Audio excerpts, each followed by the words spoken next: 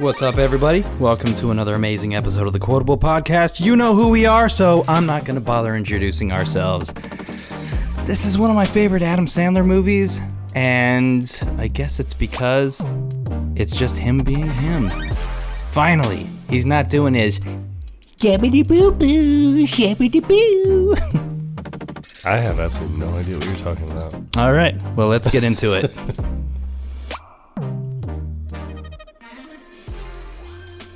Okay, so what movie are we doing? Mr. Deeds. Never heard of it. Well, it's the one where he did the thing with the lady. Oh, yeah, and the guy was in it. Right. Yes. Eyebrows McGee. No, honestly, I think one of my favorite scenes of this entire movie, and I think we're both thinking of the same thing here. Well, since we've watched it, there are many memorable scenes, but when they're trying to find the heir to the fortune, and they're like, yeah, we should be getting a fax any minute. And the way that dude laughs, the guy from The Mummy, I can't remember his name, but he's like, he's like, oh, you find that funny? He's like, yeah, I find your lack of hair funny. He's like, I find your teeth funny. I find your beard funny. Yeah. I find your pipe funny. Yellow teeth. No, I think he says disturbing or something like that. Well, when the fax comes through finally, and he was like, does anyone know a Dr. Mendelsohn? And he just like raises his hand. And he's like, congratulations. You have a spastic colon. But his reaction when he's just like, that would explains a lot. Easily one of the funniest lines I've heard. I thought you were going to go somewhere completely different than that, but that was a fantastic scene. There was actually multiple times in this movie where that character, he has this weird laugh. Yeah. Where it's almost like you have Eyebrows McGee, who plays the main antagonist in the movie. Right. But then Anderson is like his cohort. Yeah. And so it's like, oh, I'm sorry, if I hit you in the throat with the ball, is it my point or yours? oh, it's yours. It's like, oh, I guess I'm winning then. Anderson likes that. I do. Very much. Yeah, but it's multiple times where this happens. So it's like, even though he's technically supposed to be a bad guy in the movie, you can't help but like him because he's such a funny character. He is, and because at the very beginning when they're talking about like breaking up the shares and everything, and they find Deeds, who is just this down-to-earth, born and raised, and still lives in a very, very small town of Mandrake Falls. And he's not driven by money. Like, he's more driven kind of like by love. I think that's his driving point. He's driven by love, and he doesn't focus on himself at all. No. His main purpose is to help everybody who he possibly can. And that's who he is. Like, he's just a genuinely good person.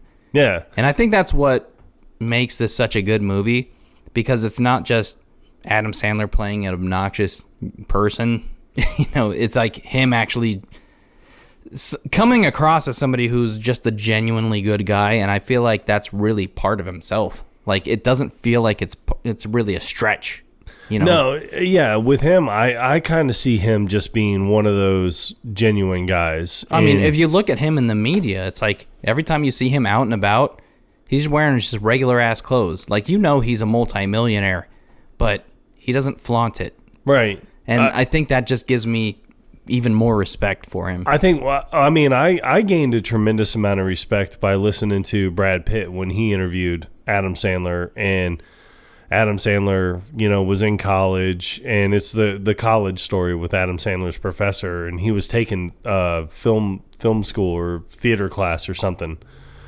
and his teacher took Adam aside afterwards and said, hey, why don't we go out and I'm gonna buy you a beer and we'll talk. And they went out, and the professor bought him a beer, and the professor told him, do anything else in the world except for acting. Do not go into this profession because you suck at it.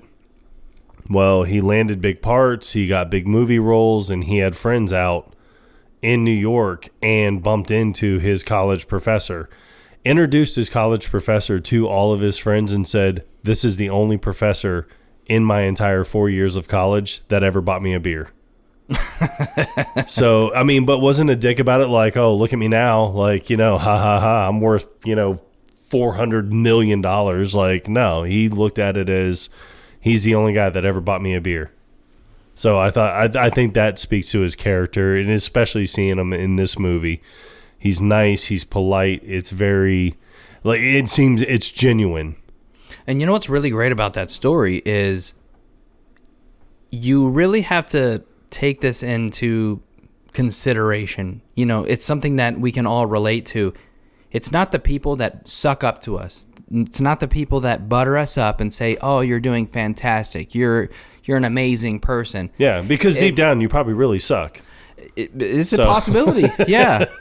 But it's like the people who tell us what they really feel are really the driving factors. Like what motivates us to do better. Right. Are the ones that don't just sugarcoat everything. Yeah. And why do you think we're still recording podcasts? Because people tell us we suck. Yeah. I think it's mostly ourselves that tell us that, but you know what? We need somebody to do it. Yep, I know. I've told you twice this morning. At least. I'm waiting for the trifecta. So, yep. But for those of you who have not seen Deeds, and, as I like to do in every other episode, you have to go watch it. Pause this episode and go watch the damn movie. Yeah. I mean, there are so many things about this movie that are funny and hysterical. I mean, you have Babe Bennett, who, played by Winona Ryder. I really want to sit there. One of her hottest roles. I'm not going to lie. It is. Oh, it is. It is. But her, I always, like, every time I watch it, I'm like, she's a successful, like, reporter for TMZ, is at least what it comes across as. It's like the generic version of TMZ, but basically. She's always talking about how she's broke and, like, she doesn't have anywhere to live. And then you have Alan Covert's character who's like, "Oh, well, you just come live with me." And she was like, "Yeah, I don't think so." No, we've tried that before. Yeah, remember, you woke up in the middle of the night and you were like standing over my bed, breathing heavy. I was having an asthma attack. I couldn't find my puffer. But it's funny because his character, it's like in every single scene, it's like, which is the real version of you? Because he's always wearing like a costume or a fake mustache or like weird eyebrows, or I don't know. It was just very odd for Alan Covert.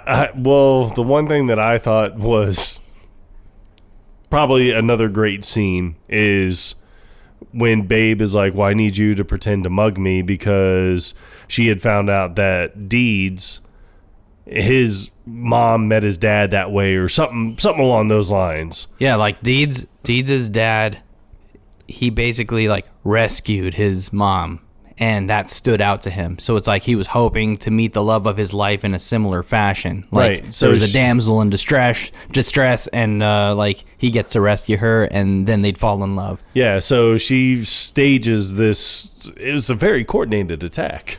So and he wore he's way more cologne than any man ever should. But he was like, "Oh yeah, and she was like, "Come on, like really force yourself on me." And he's like, "Okay."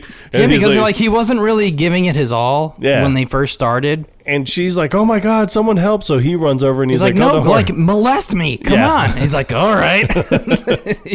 So Deeds goes chasing after him, but you just kind of see him like he just runs like maybe 50 feet, and he was like, "Oh, okay," and then turns around and Deeds is coming upon him. He's like, "Oh shit." Yeah, because he grabs her purse and runs away, and then like Deeds just chases after him and basically like tackles him, and then beats the living shit out of him. Yeah, throws a trash can on him, and then comes back. He's like, "Ma'am, I was able to retrieve your purse for you." He was like, "I chased that thug." He was way that he explains it, though, a victim of a New York City mugging.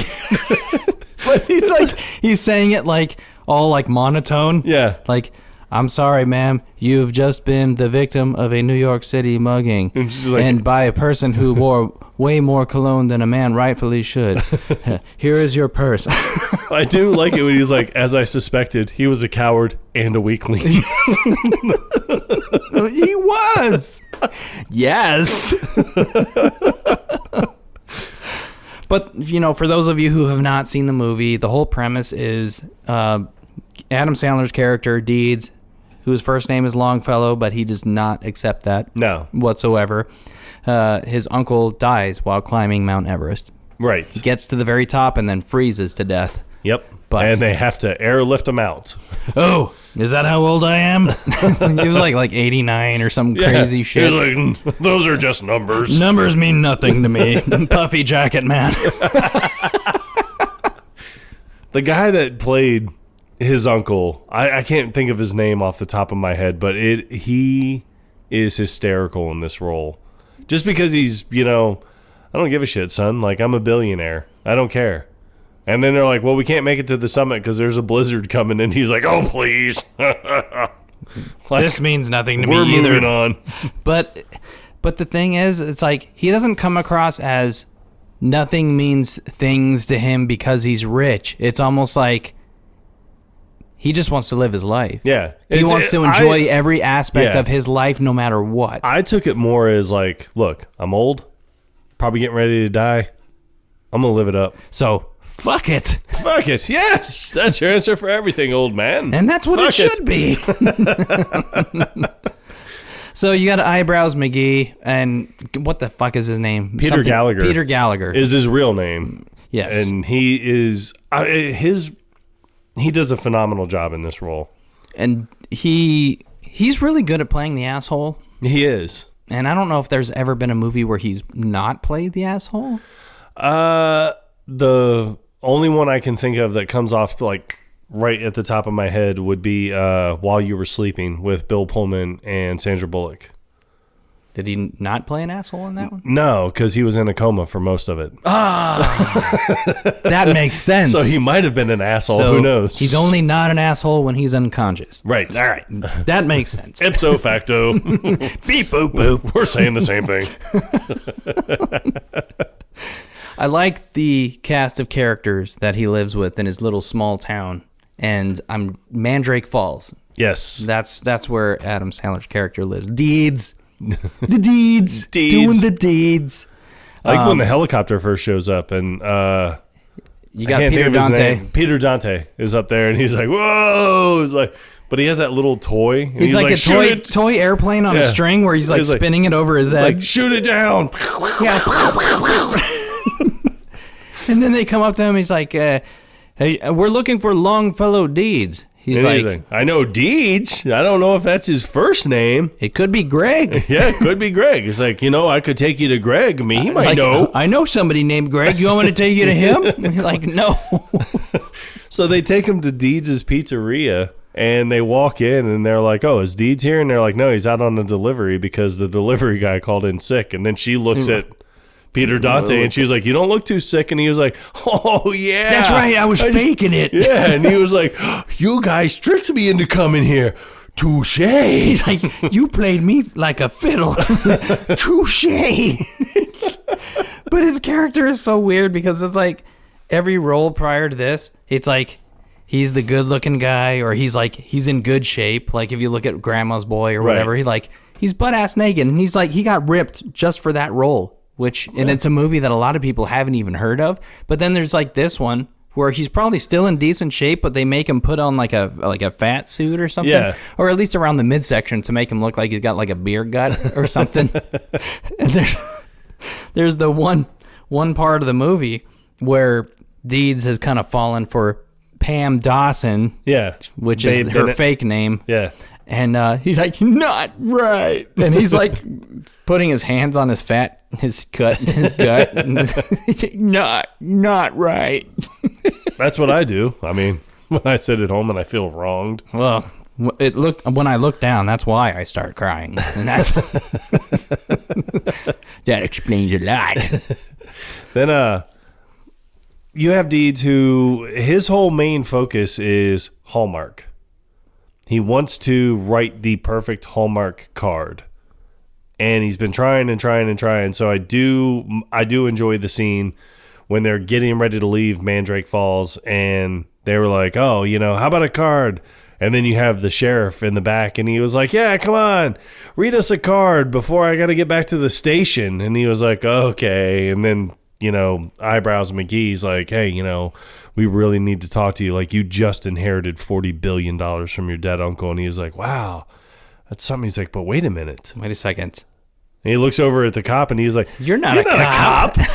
He's like, yeah, I got this down at the costume store. I just wanted to feel important. He's like, listen to this Weisenheimer. Yeah, because his uncle died. He inherits $40 billion, so that's the whole purpose of Eyebrows McGee and Anderson coming to Mandrake Falls to let Deeds know that this is what's going on. But it's like... This doesn't faze him because it's like, okay, no. I made an inheritance, but it's like, it's not going to change the way that I live my life. No. It's not going to change the way that I act around the people who are important to me. Yeah, I'm still going to be nice to everyone. I'm still going to do everything that I do on a daily basis. I just happen to be $40 billion richer. Who cares? Yeah. It's kind of how it comes across. But this whole time, for years and years, he's been trying to crack into the greeting card game, and it's not just Hallmark. It's like what is the other one? Like American Greetings. Yeah, American Greetings. A couple other. He's like, hey, card Hallmark companies. said that one had real potential. Right.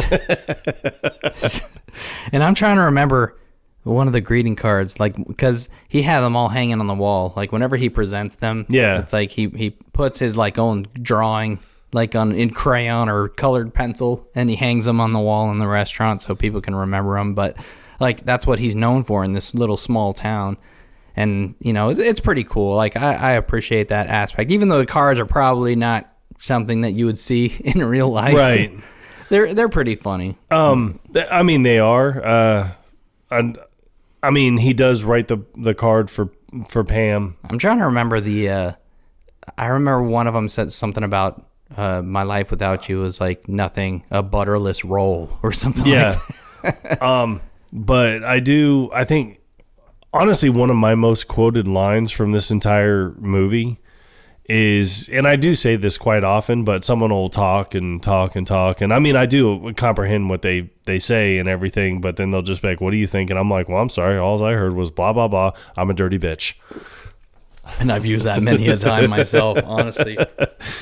It's such a good line. And one of the other, like, mentionables is Steve Buscemi's character. Oh, Crazy Eyes. Yeah. Hey, Crazy Eyes, what are you in for today? It's like, I bit the mailman. It's like he was trying to cast a spell on me.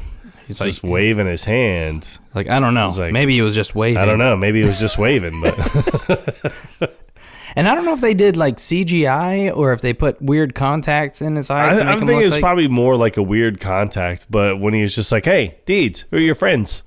It's like, oh, this is Cecil and Cedric. And Anderson. Yeah, and he's like, just sitting there and he's like, I don't like him. I don't like him.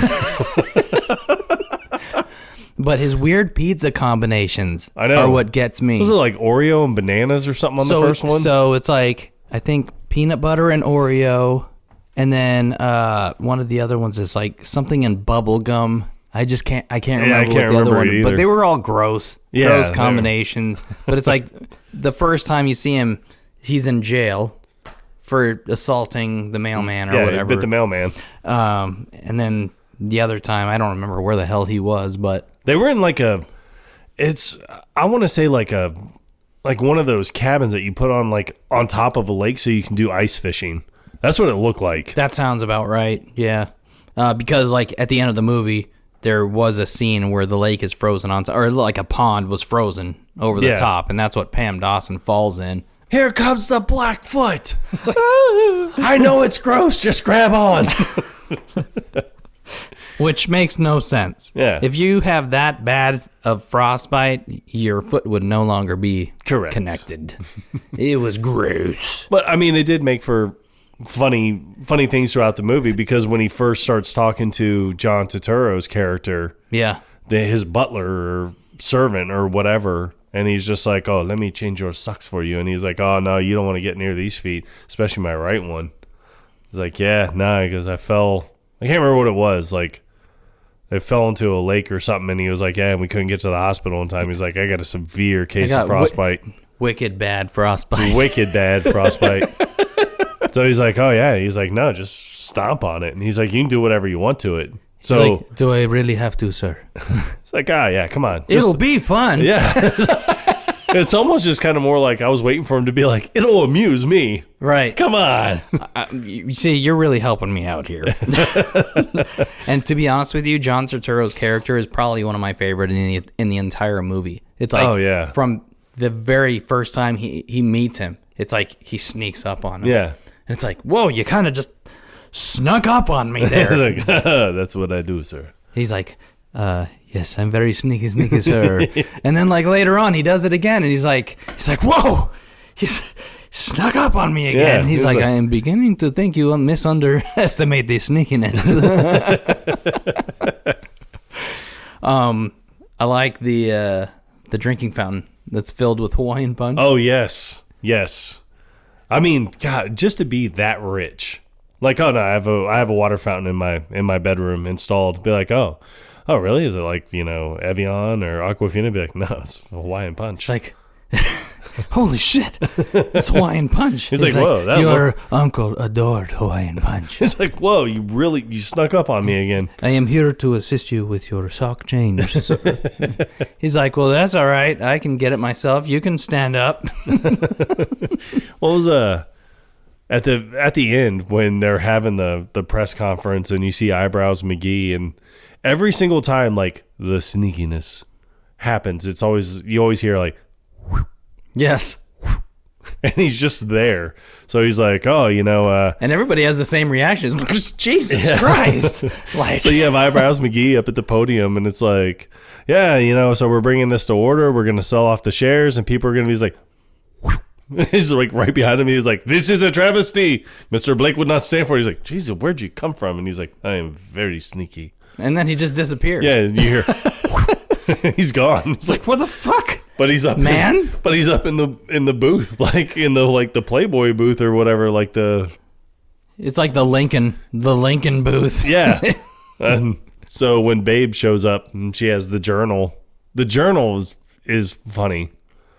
So when she's walking up, she was like, I stole it. I'm sorry. I just wanted to read it. So I meant only good things. Yeah, I meant only good things. So, and then she's talking about, oh, well, on this night, there's this woman that's the only person there with Preston. She was the only one that was working on that floor the evening in question. Right. And it's, the maid. And you've actually seen this particular woman in one of Adam Sandler's other movies, which was Anger Management. Mm-hmm. And she is the one that gets, I'm doing air quotes, assaulted by Adam Sandler's character.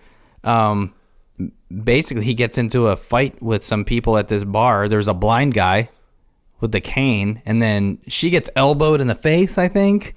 And I think so. Yeah, something along those lines. But it's the same actress that plays this, and she does such a fantastic job, like just playing a character that you feel bad for.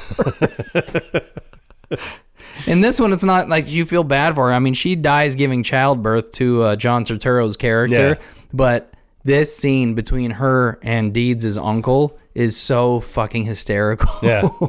Because I've and he's writing in his journal, so he's like, I've mounted an empire. And he's like, and there's only one thing that I haven't achieved. It's like, but if she just gave me a sign. Would you like me to wipe the leaves on your ficus, Mr. Blake? Please. Call me Preston. Would you like me to wipe the leaves on your ficus, Preston? Yes. Yes. Yes. But it's like Blake falls in love with this lady who works on the floor, I don't know what the hell her... She's just a janitoress. What? A janitoress? Is that a word? I just equivalated to the female of a janitor. It's like janitor plus vagina. Janitoress. Vaginitor. No, she's a janitoress. Yes. Yes. And she does a fantastic job. She does, wiping those ficus sleeves. Yes. And she takes it like a champ too. Apparently. That's my money. But it's like, oh, that's my mama's name. It's like, oh, that's my name. And just somebody who was born on January whatever. It's like, that's my birthday.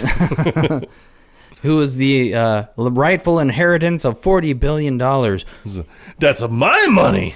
That's my money. He's like, that's my arriba. But then you hear, and he's at the podium. You are fired.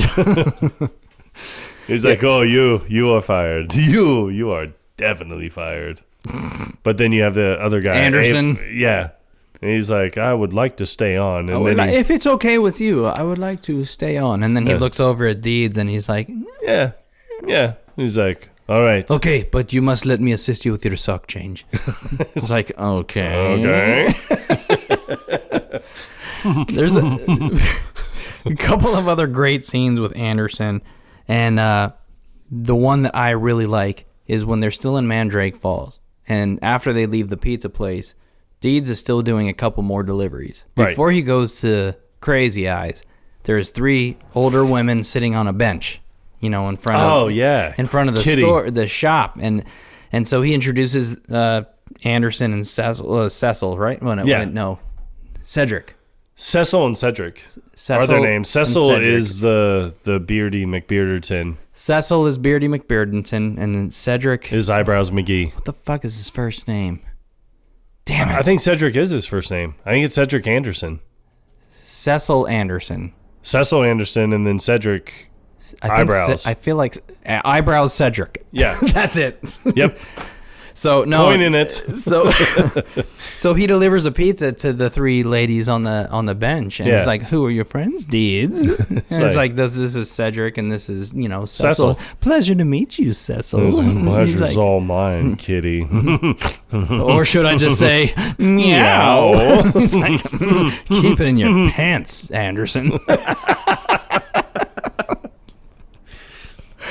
But. So you have Deeds, who's just like this simple small town kind of guy, and then they bring him to New York City to just deal with all the paperwork and all the formalities of handing out this inheritance to him, and he doesn't know what the hell to do, and he's obviously grateful for what he's being handed down, even though he doesn't feel like it's really necessary, but he's trying to cope with busy city life when he's not used to that kind of mentality. Right. So it's like, all right, we're going to get the paperwork ready. You just go have fun in New York City and this and that, and just don't do anything stupid. And and then the first night he meets up with John McEnroe. And does something stupid. Yes. Yeah. I drank all the alcohol in Manhattan. Miss Dawson said that you tried feverishly. I took the liberty of bringing you aspirin. They make your head seem smaller. So, yeah, he finds out very quickly that he is in the public eye and that he has to be very mindful of what he's doing because there's paparazzi, there's, the prying eyes are everywhere. And he's not used to having to watch himself. Yeah, no, I mean, I don't think he's ever had to do that. It's just, I think you just kind of imagine that a town like Mandrake Falls is probably like population 100. Yeah, if that. And so now he's in, big city New York and population like, 4.9 million people. And everybody wants a picture of him. Like, even when he gets off the helicopter. Yeah, there's that asshole. Like, and he jumps off the building. Hey! Yeah, and he just takes a picture and then runs off and has the parachute. And he was like, whoa. And he's like, yeah, that guy's going to get $100,000 for that picture. And he was like, well, he deserves it with that James Bond type of stuff. Yeah, well, he shouldn't be doing that kind of filthy spy. Oh, man. There's some other... honestly, another scene that stands out to me... Go on. ...is when the quarterback for the Jets... I was going to say that too. Yes. when he shows Yes. up. And he's just like, this is fucking bullshit. And he's like, whoa, just calm down, Hey, pal. easy Like, with you the know, language, Yeah, man. easy with their women present. And he was like, I don't give a goddamn about the fucking women, whatever. And he was like, well, you know, I mean, I warned you. So he decks him. And he falls, and he was like, all right, come on, sit up. He's like, what are we talking about here? And he's like, well, I feel like I need to make more money. You know, I'm busting my ass here for the Jets, and I feel like I need to get paid more. And he was like, okay. He was like, I understand where you're coming from, but so let's say you didn't play very well. So does that mean we get to pay you less? And he was like, shit, no. I mean, no, sir. No. No. But I like when he was like, okay, he goes, well, I'll just go off somewhere else. And he's like, okay, you're fired. And he was like, really? I was like, yeah. Yeah. Like, yeah, you're All right, fired. fine. I'll just go for another team. He's like, okay. He's like, best of luck. But then when his dad calls, and he's like, Deeds, this is... Which is another guy that's always in Adam Sandler's movies. Right. He's like, Deeds. He's like, I think he was like, it's Ronnie Sr. Whatever. He's like, I'm Ronnie's dad. He's like, he told me about the altercation you had, and he's like, oh, yeah, no, he's a good kid. He He's just like- needs to watch his mouth in front of the women. He's like, what? You use foul language in front of a lady. He was like, don't worry, Deeds. I'll make sure to remind him where he comes from. Daddy, no! Oh, my God. So good. No, Daddy, don't. Oh, man. So you got the scene where he's out on his date with Pam Dawson, a.k.a. Little Miss Slut. You know, so Babe Bennett, she's the journalist for whatever this shitty TMZ version, whatever the hell you want to call it. TMZ. Yeah. Whatever the fuck they are. And the British guy, like Teethy McTootherton, is I mean, I just can't stand him. But every single time he does something, like he does the news report right at the beginning, Bennett. but then like right when he gets done, they're like, he's like, is that good? Is it good? And he's like, Babe, where's Babe? Where's Babe Bennett? But that's all he ever says. Is just like every single time something happens, he's like, where's Babe? And his name is like Matt McGrath or something like that. Yeah, it is something toothy. Something weird. Yeah, something toothy like that. But Gap McGrath. Any gaps? Any gaps you got? Yeah, this is another guy who's like, he plays the asshole very well. Yes, he does. I don't like him. I'm not a fan. Not a fan. I don't like him. My dad built this house with his bare hands 6 years ago. Oh, yeah? Well, your dad's a filthy liar. Yeah. So when This is my brother's room. And it's a closet. She's like, he hated my brother. everyone hated my brother. Yeah, because when he starts going out with Pam, she has to fabricate her entire life Right. just so it's believable as somebody completely different than Babe Bennett. So Babe Bennett is this fake-ass journalist, and she's pretending to be she's a school nurse. Yes, but she's from like... Winchesterton Fieldville, Iowa. Right. Which Not a real place. does not exist. But I do like when they go to Winchesterton, Fieldville, Iowa. she's like, holy shit. Whoa, I've never heard you swear before. I know. That's how excited I am. It's like when they go into the diner and he was like, look who's back, everyone. It's little little Pammy Pammy Dawson. They're like, Who? The who? The who? Like, didn't you used to have a hunchback? Hump on your back or something? She's like, yeah, it was a small one. She's like, I worked it out. And he was like, this was no small hump. No, look, You're it's like a Quasimodo, Quasimodo. all grown up. So if you're a nurse, can you help me out with this? This is like the way old guy. he moves his knee. Yeah, it's like some rubber kneecap that he keeps like pulling out of place. And it was Yeah, and she was like, gross. I would go see Dr. Pepper. Who? Once again? The who? But yeah, because she had described before they came here what her house was like growing up. And it was like the colonial style home with the blue shutters and the red front door. With the tire in the front yard the tire hanging swing. from the swing. Yeah, exactly. Yeah. And then they go there and it's like these three little kids.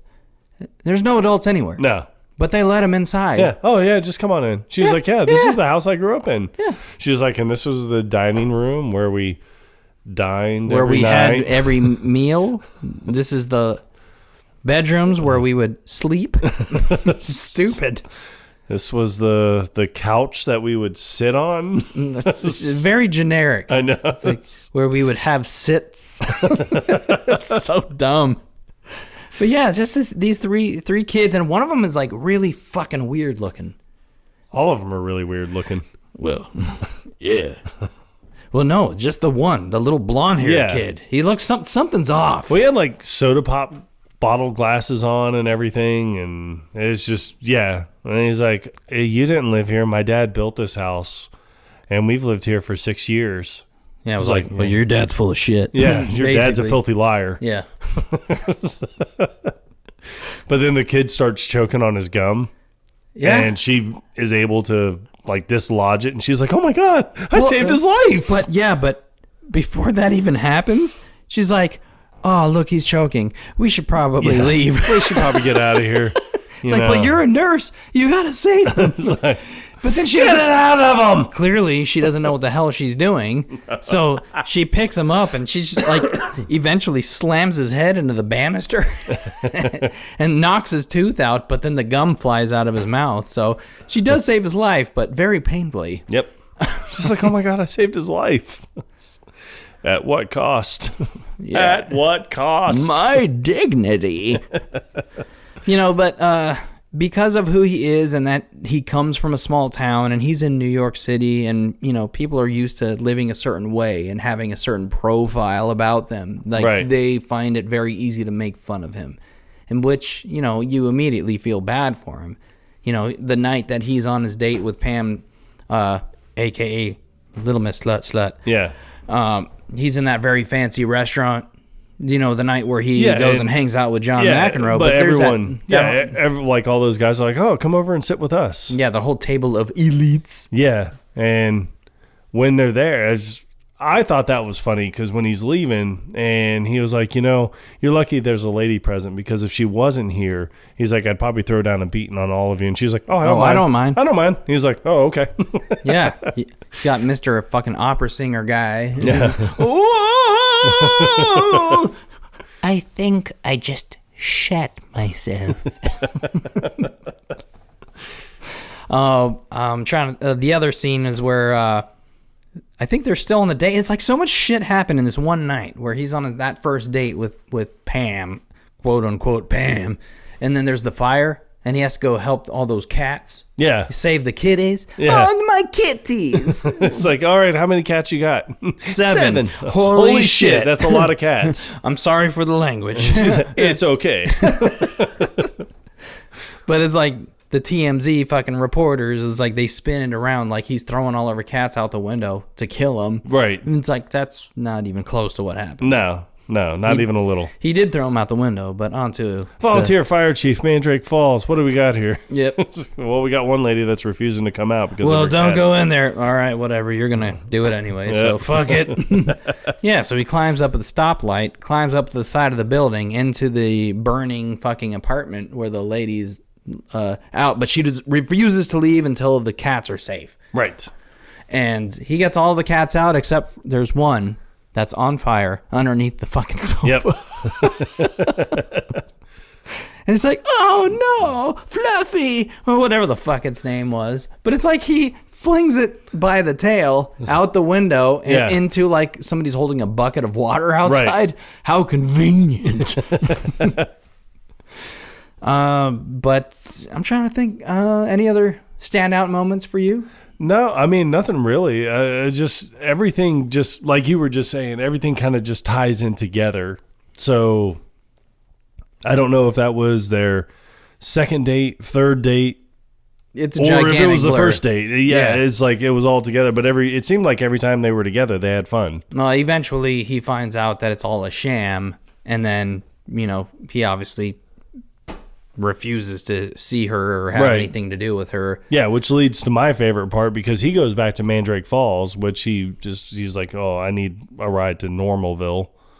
And then when he's there, and then he donates all his $40 billion. He's like, well, what's a good charity? And they're like, oh, United Negro College Fund? He's like, yeah, that's a good one, sure. Like, whatever. All right. Fuck it. But then she goes to Mandrake Falls to, essentially win him back. She realizes that in this whole process, even though that she's been pretending to be somebody who she's not, she actually fell in love with him because he's just a genuinely good guy, and she feels horrible for what she did. Yeah. And so she goes to apologize and everything, and that's when she falls through. But I do like... she has the confrontation with the other lady that works at the I can't remember shop. her name, like Val or something. I can't remember her name, no. But and then she's just like, oh yeah, she's like, no, I really need to see deeds. Oh my goodness, I feel so bad. And then she was like, my name is Ben. Oh, I know who you are. Yeah. Miss Slutty McSlut. He's like Wham Bam Wham Bam Dawson or something like that. Wham, AKA Little Miss Slut. Yeah. But then when she's just like, I'm not letting you anywhere near that boy. Yeah, but she's like stretching and like popping her knuckles, and she was like, cracking her neck and shit. I really need to see him. And she was like, I'm sorry, all I heard was blah blah blah. I'm a dirty bitch. Dirty bitch. Yep. But she was like, tell you what, you get past me, I'll let you see him. Yeah. So, and then she's like, all right, I guess. Like, she feels like she has no choice, and then she goes charging at her, and then she just holds her arm out. It's like you ran right into her fucking arm. Yep. And then, she didn't even have to step to the side or anything. But I know. But when she's like kicking her in the crotch, and she's like, oh, and she's what like, the fuck are you doing? I ain't got no balls. I ain't got no balls, idiot. honey. I'm a woman. But then she does the double jump. Drop kick, man. Double drop kick. Yeah. And then she's like, oh, man, you really put me in my place. Yeah, she's like, that was a hell of a hit, honey. Yeah. But yeah, she goes looking for him and everything, and then she ends up falling through the ice in that pond, and that's when then he sees her, and he's like, oh, yeah, where are the cameras? Mm. And then she gets sucked down, and he's like, hey, where'd you go? Hello? Hey, hello? get back here. It's like, this is a trick, right? Is it me you're looking for? That's so gross. But then I guess at the end of the movie, they reconcile, and I think it's just more one of those things where it's like, she just gives up her life in New York and moves to Mandrake Falls and just wants to be with him. Yep. And he still actually is successful because Hallmark does pick up one of his cards. And John Turturro's character gives him $1 billion. Yeah, he's like, Emilio, I don't need anything. Just your friendship is good enough. And he's like, how about the $1 billion? Okay. Oh, okay. Okay, whatever. But then he buys like everybody like a Ferrari or something. Corvettes.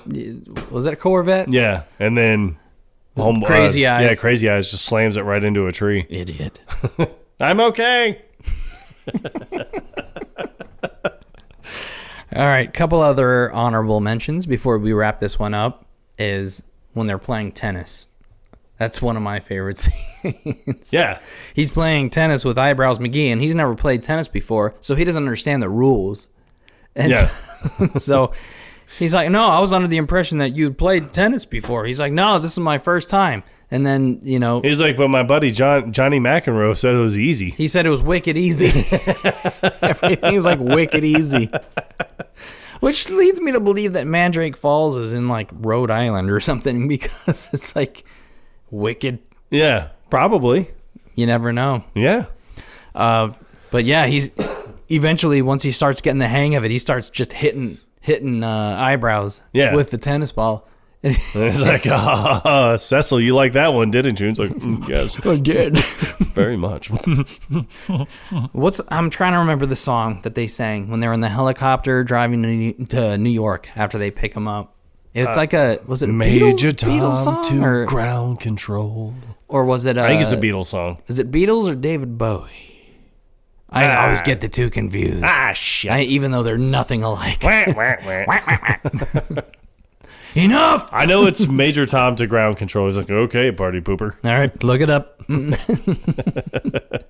He's like, well, I hope it's not the Jets, because I'd have to kill myself. He's like, well, that's a bummer. Why is that? Because you own the Jets. Oh, shit.